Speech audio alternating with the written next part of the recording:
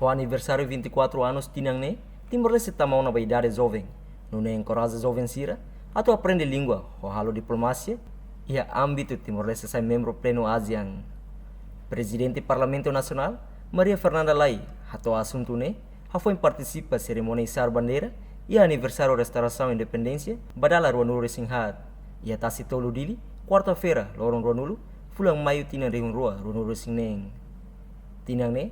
Timor-Leste celebra a restauração da independência, badala Ruanulu Resinghat, ne katak Timor-Leste sai nação jovem ida, liu ia ASEAN, compara com nação membro selo, ia âmbito sai membro pleno ASEAN, Timor-Leste assuro desafio bot, liu com a língua, também importante tebes ba jovem sira, a tu aprende língua inglês, no halo diplomacia, e a ASEAN Rasik, buka oportunidade, ho de partilha experiência Timor-Leste niang, ho nação membro sira selo.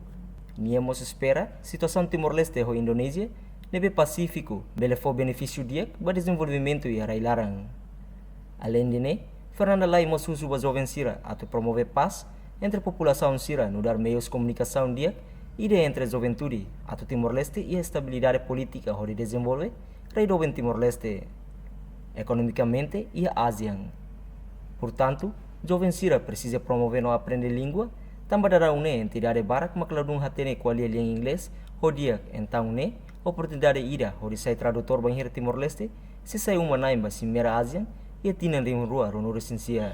Liu vai ter juventude será 24 anos, Timor-Leste mais jovem, e a país ASEAN Unia, nebe desafio bom para kita Timor-Leste também ASEAN, nebe hau, os Liu vai ter jovem será para aprender língua e halo diplomacia ASEAN Rasik. Hoje presidente da República Habo kata sai membro ASEAN e desafio. Oportunidade entre os desafios. Até na língua, kita vai buka oportunidade selo para partilha a experiência Timor-Leste até este momento, o países ASEAN. O mundo é um problema barbara, kita espera katak, kita a situação no Indonésia no Pacífico, dele for benefício dia para desenvolvimento também rai. E mensagem à União para a juventude sira, baku malu ita lama nang bakida.